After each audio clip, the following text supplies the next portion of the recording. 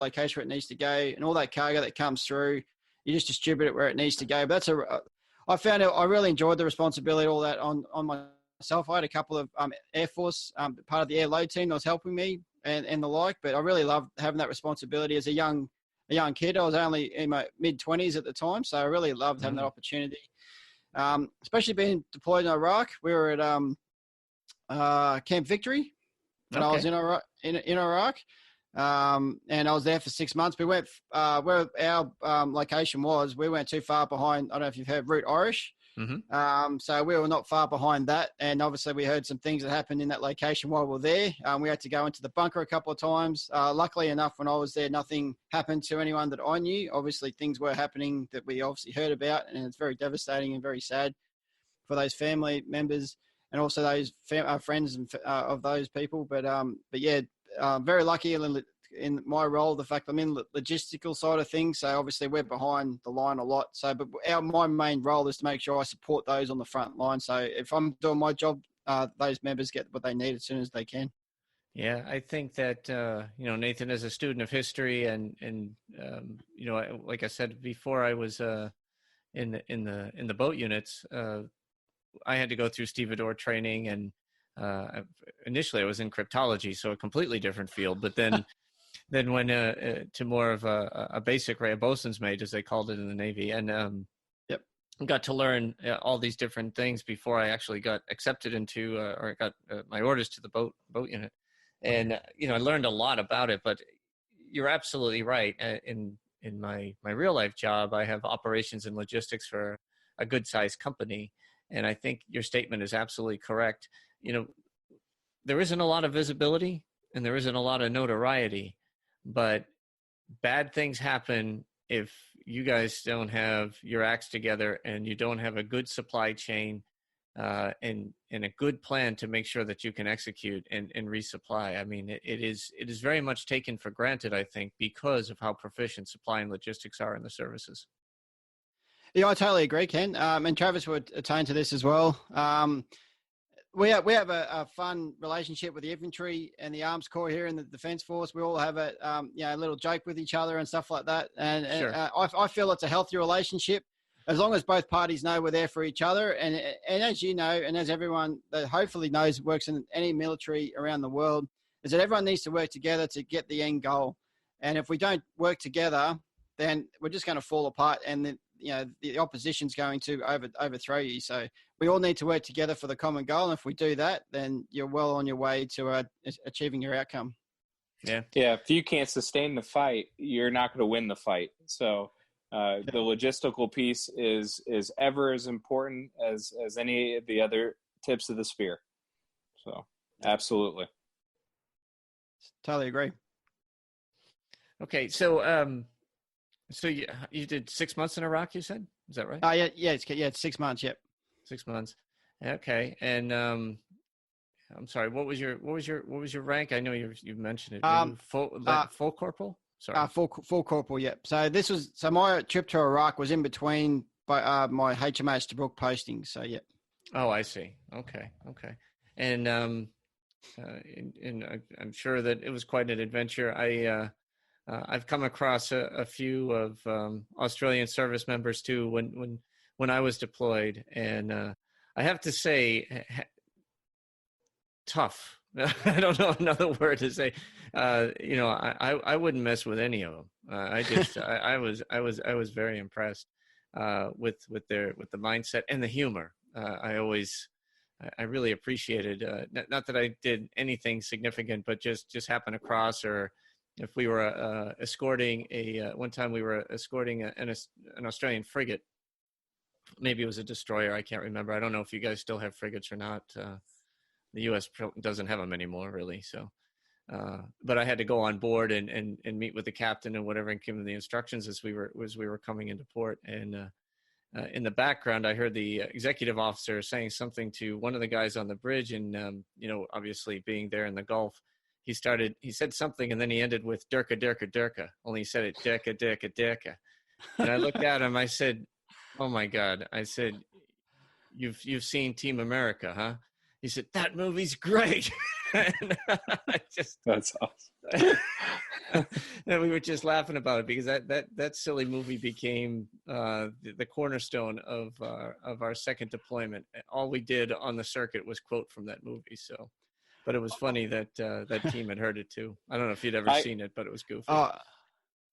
I can attest to to working with those forces as well. I mean, you guys have the utmost respect for all the branches of service that you work with, obviously, but the level of craftsmanship and tradesmanship was impeccable for all the forces that I worked with when I was on my rotation through Australia.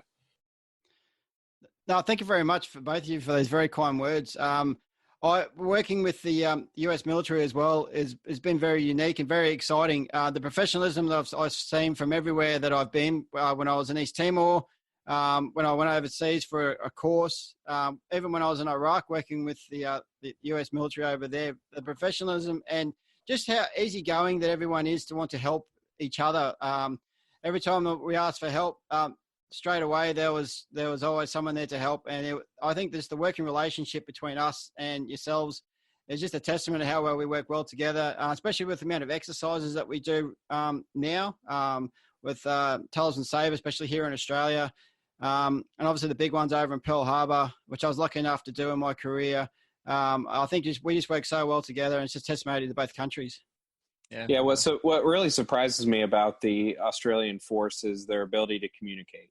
Out of all the logistical pieces that I saw, and we actually did work in the port too, and their ability to communicate and plan and execute seemed to be a step ahead of what we were used to working with. So it was definitely a great experience. Yeah, one thing we'll never do is take Australia lightly. I think, like I was saying before, Nathan, as a student of history, it was fascinating to learn that the country that suffered the more casualties per population in World War I was Australia, and I don't know if people even appreciate that at all. I mean, it's just it's got a great history, a great fighting history, and the armed forces there are not to be reckoned with. Yeah, when you say things like that, it's very, very honored. You're very honored to represent the uniform, especially on a day-to-day basis. I'm sure you're both aware we have once a year we celebrate Anzac Day here in Australia for the Australian and New Zealand military members, those lost in World War One, and it's the biggest day on the calendar, especially as a military member, and the proudest day of the year for myself. I get dressed up in full dress uniform. My partner, Katie, is so proud of me, of what I've done, and also who I am and what I do. But one thing that I feel we don't do as well as yourselves over there in the United States is it's throughout the rest of the year we don't feel as appreciated as we do on Anzac Day. When I was over in the States, I think it was early 2011 or 12, maybe 13, I think it was.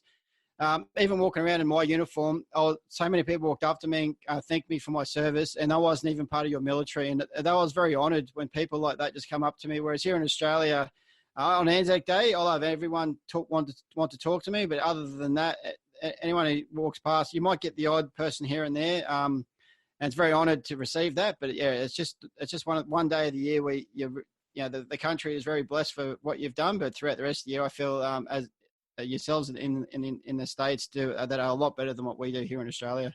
Yeah, well, there's a reason for that, though, Nathan. I mean, I think after Vietnam, and obviously Australia was heavily involved in Vietnam too. And when I talk to people, I don't think a lot of people realize just how involved and what a partner Australia has been. In fact, the jungle fighting and the warfare fighting that the Australians brought. Had the U.S. Trained with them more, probably could have avoided a lot of casualties and a lot of strategic errors that were made during that war. But it was after that war where the military was really looked down upon, spat upon. Even when I joined in 1984, there was no thanking anybody for anything when you walked around. In fact, we weren't allowed to wear our uniform a lot because it usually brought on bad things. And I think as people realized the pain and anguish that caused for our Vietnam veterans, things started to swing after Desert Storm, and then really after 9/11, it was a big change. But for a long time in this country, veterans weren't treated well and all, but that pendulum has swung so far the other way. It's incredible. Absolutely. Yeah, we went from soldiers coming back off deployment being spat at after they get off to the plane to welcome parties, yellow ribbon ceremonies. It's the tides have turned, definitely.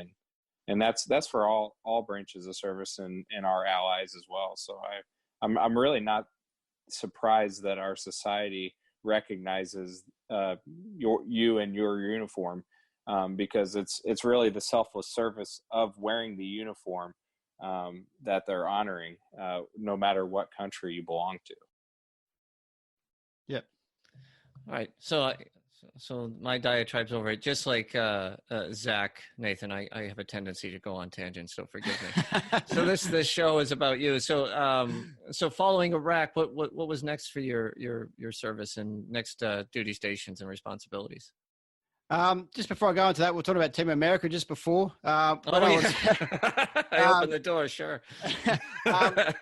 When I was in Iraq, we went far from Saddam Hussein's house, you could call it, or his mansion, or whatever you want to call where he was. There was a little hut, looked like the Flintstones hut, that wasn't far away from his place, from where he was. You walked inside, I've got a picture of it, and it's got a big sign up there. It says Team America, and then explicit words after that, but not long after them. Yeah. Yep. That movie is very much loved here in Australia, let me tell you. So after Iraq and finishing off my HMAS Tobruk times, I deployed to Afghanistan as a corporal for 8 months. Wow. And I was in Tarankout for that entire time. Very similar role to what I did in Iraq. And I loved it. Obviously, it's very hard at that time, being away from family. That's the hardest part about being in the military, as you can probably both attest to. But you're doing the job to the best of your ability, working predominantly 7 days a week. But like I said, in my forethought of my mind was that I need to do my job so that way those members out in the front lines are getting what they need. So, and that's what has kept me going. And in logistics, obviously, it's a little bit more downtime, I suppose, than those on the front line. So there's probably a bit more time to do other things. So you're going to the gym, probably watching more, as Zach would know, episodes of Smallville. I pretty much watched the whole series of Smallville about 3 times whilst I was over there, and just other TV series like that. But yeah, just really enjoyed my time over in Afghanistan. Like I said, it was 8 months, but that was the last time I deployed overseas. But in between that, I forgot to mention in 2005 when they had the big tsunami over in Indonesia in Banda Aceh. So I got the phone call when I was on Christmas leave. I was at my mum and dad's place at the time. I got the phone call that, yep, you need to come back. So I flew over to Malaysia first, and then we flew to Medan. I was there for about a month, and then we went from there to Banda Aceh, and then Banda Aceh. I can't remember the small little island after that, to went to do all the cleanup and stuff like that. So that was something else that was in my career as well, and that was very, very difficult times just for seeing what we saw with the devastation of the floods and the like. I was lucky enough not to see the worst of it. A lot of it was cleaned up by the time I got into Banda Aceh, but yeah, just definitely gut wrenching seeing what they lost with regards to that. Obviously, here in Australia now, with the fire and down south, which is very devastating to see, not only with people but also the animals here. But over in Indonesia at that time, that was probably the hardest thing for me to see as an Australian soldier. I can imagine. Yeah, it's man, your career it spans such a tumultuous time, and it seems like every major event you've been pulled into. Yeah, well, going back to 9/11, it's almost like for me, I remember the day where I was at the time. I was in HMAS Tobruk. I just got woken up to go on shift. I think I was about midnight, and we got told of what happened, and we all thought it wasn't real, because obviously we didn't have TVs or anything out there. We couldn't see anything, and but yeah, that was definitely one day I'll remember where I was at the time when I heard that, and it just felt so heart wrenching, the fact that we're out in the middle of the Indian Ocean, And there's just nothing we could do at the time where we were. We just heard everything was going back, especially for your country. And also the security risk that was happening back home for us. But yeah, I can definitely remember where I was on that day.